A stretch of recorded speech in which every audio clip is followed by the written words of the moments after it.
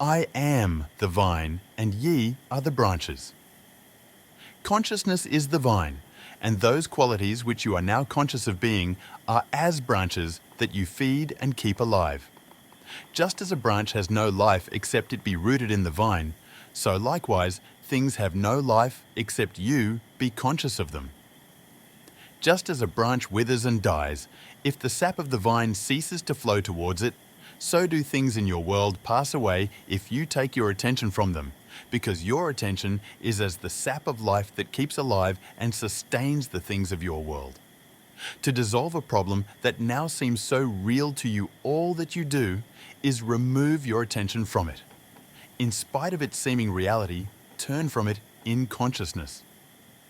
Become indifferent and begin to feel yourself to be that which would be the solution of the problem. For instance, if you were imprisoned, no man would have to tell you that you should desire freedom. Freedom, or rather the desire of freedom, would be automatic. So why look behind the four walls of your prison bars? Take your attention from being imprisoned and begin to feel yourself to be free. Feel it to the point where it is natural. The very second you do so, those prison bars will dissolve.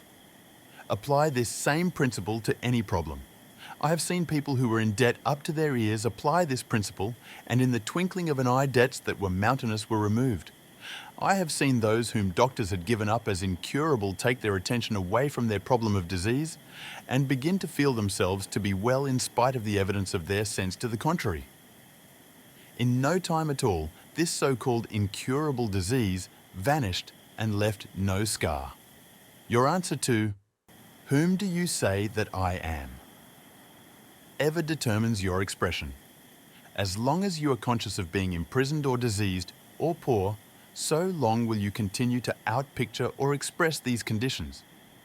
When man realized that he is now that which he is seeking and begins to claim that he is, he will have the proof of his claim. This cue is given you in words, "Whom seek ye?" And they answered, "Jesus." And the voice said, "I am he." Jesus is here means salvation or savior. You are seeking to be salvaged from that which is not your problem. I am is he that will save you. If you are hungry, your savior is food. If you are poor, your savior is riches. If you are imprisoned, your savior is freedom. If you are diseased, it will not be a man called Jesus who will save you, but health will become your savior. Therefore claim, "I am he." In other words, claim yourself to be the thing desired. Claim it in consciousness, not in words, and consciousness will reward you with your claim. You are told, "You shall find me when you feel after me." Well, feel after that quality in consciousness until you feel yourself to be it. When you lose yourself in the feeling of being it, the quality will embody itself in your world. You're healed from your problem when you touch the solution of it. Who has touched me? For I perceive virtue is gone out of me. Yes, the day you touch this being within you, feeling yourself to be cured or healed, virtues will come out of your very self and solidify themselves in your world as healings. It is said, "You believe in God, believe also in me, for I am he." Have the faith of God. He made himself one with God and found it not robbery to do the works of God. Go you and do likewise. Yes, begin to believe your awareness, your consciousness of being to be God. Claim for yourself all the attributes that you have heretofore given an external God, and you will begin to express these claims. For I am not a God afar off. I am nearer than your hands and feet, nearer than your very breathing. I am your awareness of being. I am that in which all that I shall ever be aware of being shall begin and end. For before the world was I am, and when the world shall cease to be, I am. Before Abraham was, I am. This I am is your awareness. Except the Lord build the house, they labor in vain that build it.